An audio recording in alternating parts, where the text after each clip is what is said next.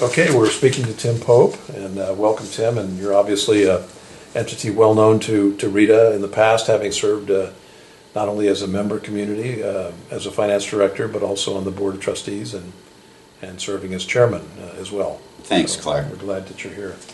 And most currently, you're a public finance banker. You play that role with Fifth Third Securities, and you do bond and note underwriting for public entities. Is that correct? That's been my second career, yes. Okay.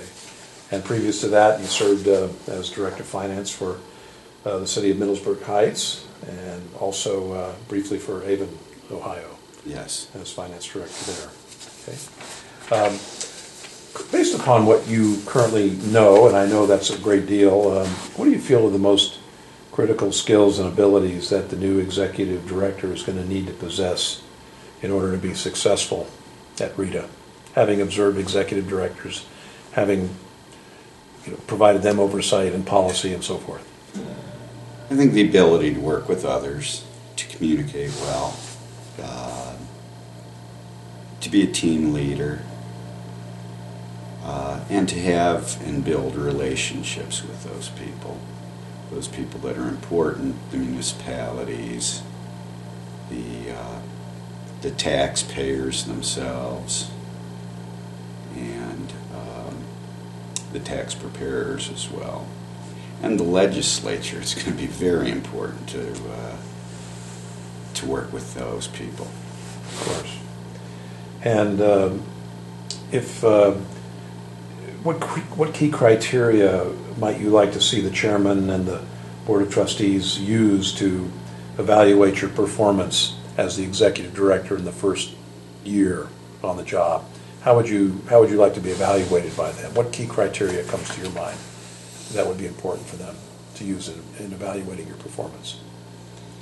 I think with all the challenges that are facing Rita, I would think that if I was still on the board, I would want to see an executive director who will make sure that nothing goes out of control, because it could happen so easily, especially with the attacks that are coming from the legislature,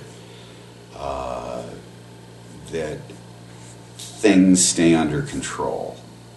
And I guess that's in a nutshell. That would be my expectations, and that's what I would try to make sure would happen, because it's difficult when you make a change in leadership within an agency like that. Okay, and tax collection and distribution agencies such as Rita, they perform very important functions in assisting their member communities, but they can also be unpopular. Yes. Such as perceptions of overtaxation or unaccountability. And if you were appointed executive director, what might you recommend to the board to improve Rita's ongoing relationships with its member communities? Are there any strategies or thoughts or ideas how you might go about doing that? A public relations campaign might not be a bad idea. It would be something that could be floated. There are other ideas that may be out there. But I think it's been a long time since, and especially since the agency's growing so fast and has gotten so large, to more put a personal face on Rita, rather than big bad Rita being, the tax collector out there. I'm going to come and take your firstborn. I think more to make it more personal, like, you're paying your municipal income tax, and here are the services it provides. This is the reason that we collect your income taxes, and we're providing a service, not to hassle people, but to enable your municipalities to do the jobs that you hired them for. Okay. And if let's say a community wanted to consider defecting from Rita, as happens from time to time. Yes. There's an unhappiness in some way, shape, or form. How might you approach the matter of a member agency contemplating that decision? Well, first you find out why, Yeah. and then try to find out if there's fuzzy logic involved, and try to correct those problems if that's it. Because I'm sure from time to time there's been many more that have contemplated it, but by sending the right people out, by listening and finding out what the root of the problem really is, it can be, and probably was, corrected, and then that situation was staved off. Okay. And we had talked about this a little bit before, but can you tell me why this opportunity, career-wise, is of interest to you personally and professionally speaking? Yeah, I'm passionate about Rita, and I think all board members would know that. Having been a tax administrator, finance director for 25 years, and being a member of Rita that whole time, Rita was an agency that became near and dear to my heart, because income tax collections are of utmost importance to the municipalities. And I don't know, I got to like the people at Rita, I got to like what Rita stood for and what they did.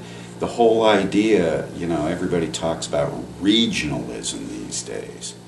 And Rita is the first and greatest example of successful regionalism anywhere that I can think of. And I'd really like to be a part of that from the leadership role. Okay. So, and we had talked about this as well, but what do you think makes you an especially good fit to lead Rita in the executive director role at this time? Knowledge and experience. Okay. To make it real short and simple, I think I know what the problems are, or the problems that could be confronting us down the road. Mm-hmm. See, I already talk about us, as if I'm still part of Rita, but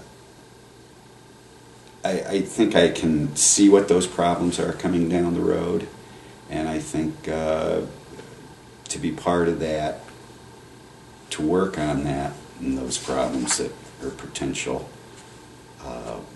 would be a good challenge at this point in time. And I think I've got the tools to do it. Okay. And if you were eventually appointed to the executive director position, would there be anything in your background, if it were to become public knowledge, that might prove to be embarrassing to you or to Rita?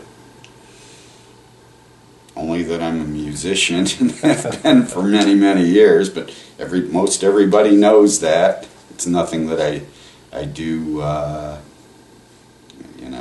that I've done that should be embarrassing. Okay.